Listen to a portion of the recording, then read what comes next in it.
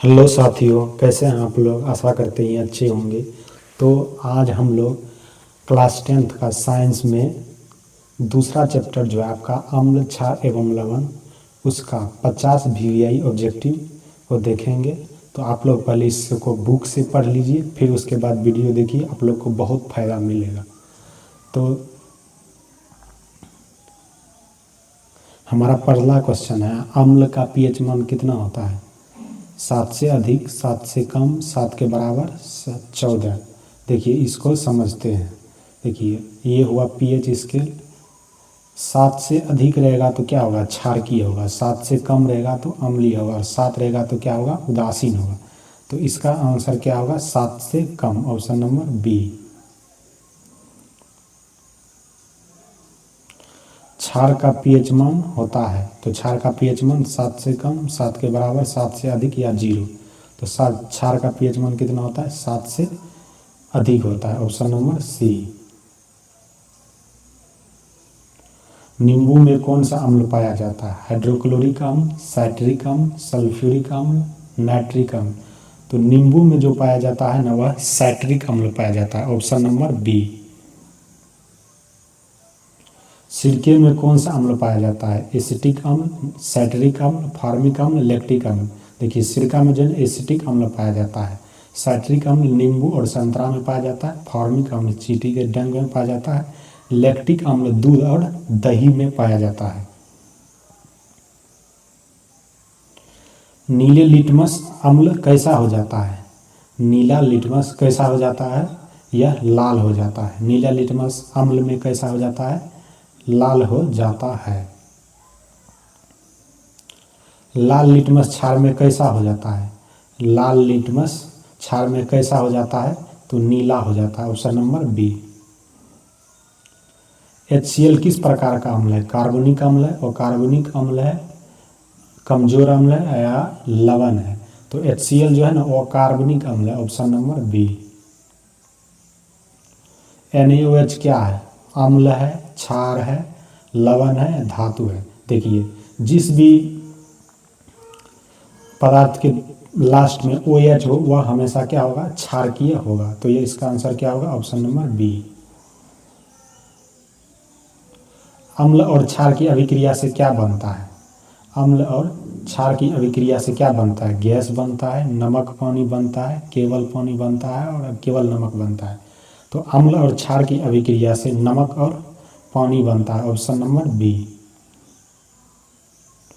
NaCl किसका उदाहरण है, अम्ल का, क्षार का, लवण का या धातु का। तो NaCl जो है ना लवण का उदाहरण है, ऑप्शन नंबर सी। दूध में कौन सा अम्ल पाया जाता है, लैक्टिक अम्ल, साइट्रिक अम्ल, एसिटिक अम्ल या फॉर्मिक अम्ल। तो दूध में जो है ना लैक्टिक अम्ल पाया जाता है, ऑप्शन नंबर ए। टमाटर में कौन सा अम्ल पाया जाता है, ऑक्जेलिक अम्ल, टार्टरिक अम्ल, साइट्रिक अम्ल, एसिटिक अम्ल। तो टमाटर में जो है ना वह क्या पाया जाता है, ऑक्जेलिक अम्ल पाया जाता है, option number A. Option number क्या होगा, ए। आइए क्वेश्चन नंबर 13 देखते हैं। अम्ल का स्वाद कैसा होता है, मीठा, खट्टा, कड़वा या नमकीन। तो अम्ल का स्वाद कैसा होता है, खट्टा होता है। कैसा होता है, खट्टा होता है, option number B. Option number B. आइए क्वेश्चन नंबर 14 देखते हैं। क्षार का स्वाद कैसा होता है, क्षार कड़वा होता है, खट्टा होता है, मीठा होता है, नमकीन होता है। तो क्षार का स्वाद कैसा होता है, कड़वा होता है, option number A. PH scale की सीमा क्या है, देखिए पीएच स्केल में जो है ना 0 से लेकर 14 तक रहता है। तो क्या होगा, ऑप्शन नंबर बी होगा। आइए क्वेश्चन नंबर 16 देखते हैं। बेकिंग सोडा का रासायनिक सूत्र क्या है, NaCl, NaHCO3, Na2CO3, KOH। तो बेकिंग सोडा का जो सूत्र होता है वह होता है NaHCO3, option number B. Washing soda का सूत्र क्या होता है, Na2CO3 into 10H2O, NaCl, NaOH, NaHCO3। तो बेकिंग सोडा का जो सूत्र होता है Na2CO3 10H2O। तो ऑप्शन नंबर क्या होगा, ए होगा। जिप्सम का रासायनिक सूत्र क्या होता है? CaSO4 2H2O CaCO3 NaCl KCl। Gypsum का रासायनिक सूत्र होता है CaSO4 2H2O, option number A. आइए क्वेश्चन नंबर 19 देखते हैं। प्लास्टर ऑफ पेरिस का सूत्र क्या होता है? CaSO4 half H2O CaSO4 CaCO3 Na2CO3। तो प्लास्टर ऑफ पेरिस का जो सूत्र होता है वह CaSO4 हाफ H2O होता है, ऑप्शन नंबर क्या होगा? ए। आइए क्वेश्चन नंबर 20 देखते हैं। pH बराबर 7 किसका सूचक है? तो आपको पहले ही बताए थे कि 7 होगा तो वह क्या होगा? उदासीन होगा, ऑप्शन नंबर सी। H2SO4 का नाम क्या है? नाइट्रिक अम्ल, सल्फ्यूरिक अम्ल, हाइड्रोक्लोरिक अम्ल, कार्बोनिक अम्ल। तो H2SO4 का जो रासायनिक नाम है वह क्या है? सल्फ्यूरिक अम्ल, option number B. Question number 22 देखते हैं। HNO3 का नाम क्या है? सल्फ्यूरिक अम्ल, नाइट्रिक अम्ल या एसिटिक अम्ल या साइट्रिक अम्ल।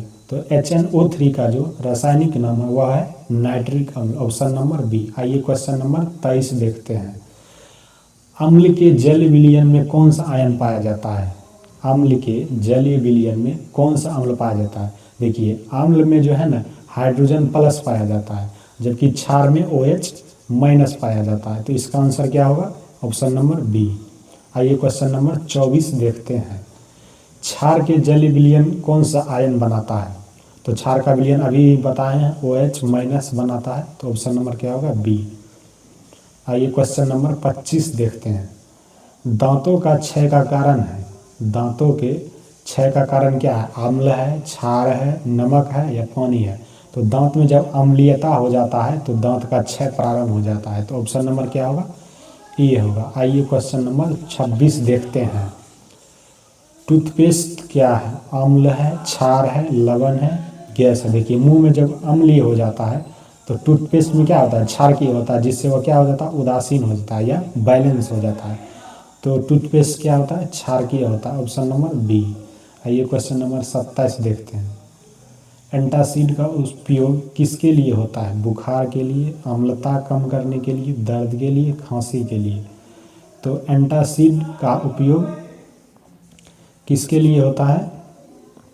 अम्लता को दूर करने के लिए, ऑप्शन नंबर बी। आइए क्वेश्चन नंबर 28 देखते हैं। अम्ल और धातु की अभिक्रिया से कौन सी गैस बनती है? ऑक्सीजन, हाइड्रोजन, नाइट्रोजन और कार्बन डाइऑक्साइड। Carbon dioxide. तो अम्ल और धातु की अभिक्रिया से हाइड्रोजन गैस बनती है, ऑप्शन नंबर बी। आइए क्वेश्चन नंबर 29 देखते हैं।